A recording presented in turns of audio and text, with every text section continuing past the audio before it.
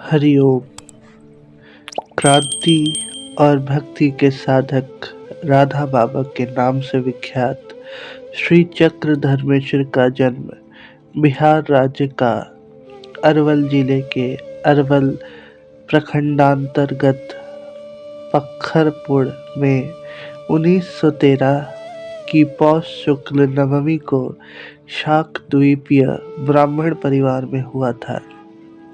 1928 में गांधी जी के आह्वान पर गया के सरकारी विद्यालय में उन्होंने यूनियन जैक उतारकर तिरंगा फहरा दिया था। शासन विरोधी भाषण के आरोप में उन्हें 6 माह के लिए कारावास में रहना पड़ा। गया में जेल अधीक्षक एक अंग्रेज था। सब उसे झुककर सलाम साहब कहते थे, पर इन्होंने ऐसा नहीं किया, अतः इन्हें बुरी तरह पीटा गया।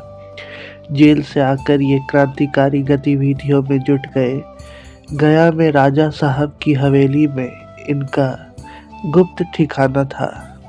एक बार पुलिस ने वहां से इन्हें कई साथियों के साथ पकड़कर गया षड्यंत्र केस में कारागार में बंद कर दिया। जेल में बंदियों को रामायण और महाभारत की कथा सुनाकर वे सब में देशभक्ति का भाव भरने लगे। इन्हें तहनाई में डालकर अमानवीय यातनाएं दी गई, पर ये झुके नहीं। जेल से छूटकर इन्होंने कथाओं के माध्यम से धन संग्रह कर स्वाधीनता सेनानियों के परिवारों की सहायता की। जेल में कई बार हुई दिव्य अनुभूतियों से प्रेरित होकर उन्होंने 1936 में शरद पूर्णिमा पर संन्यास ले लिया। कोलकाता में उनकी भेंट स्वामी राम सुखदास जी एवं सेठ जयदयाल गोयनका जी से हुई। उनके आग्रह पर वे गीता वाटिका गोरखपुर में रहकर गीता पर टीका लिखने लगे। गोरखपुर उत्तर प्रदेश के गीता प्रेस से प्रकाशित कल्याण के संस्थापक भाई जी श्री हनुमान प्रसाद पोद्दार जी से हुई भेंट से उनके मन की अनेक शंकाओं का समाधान हुआ। इसके बाद वे भाई जी के परम भक्त बन गए।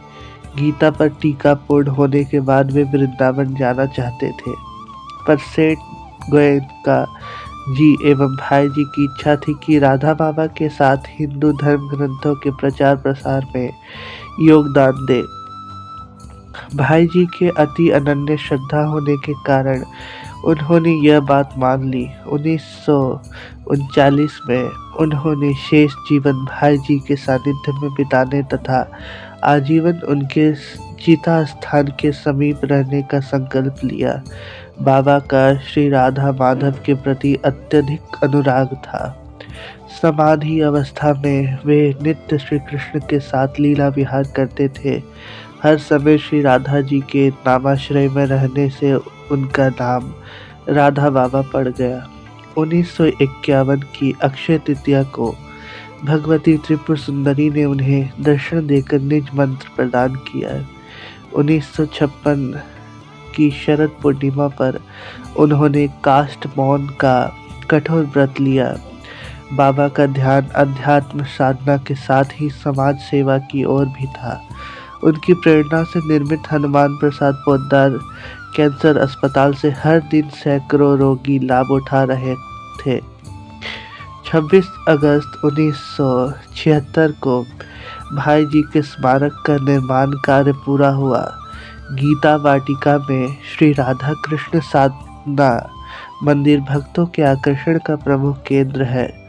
इसके अतिरिक्त भक्ति साहित्य का प्रचुर मात्रा में निर्माण, अनाथों को आश्रय, अभावग्रस्तों की सहायता, साधकों का मार्गदर्शन, गौ संरक्षण आदि अनेक सेवा कार्य बाबा की प्रेरणा से 1971 में भाई जी के देहांत के बाद बाबा उनकी चिता स्थली के पास एक वृक्ष के नीचे रहने लगे।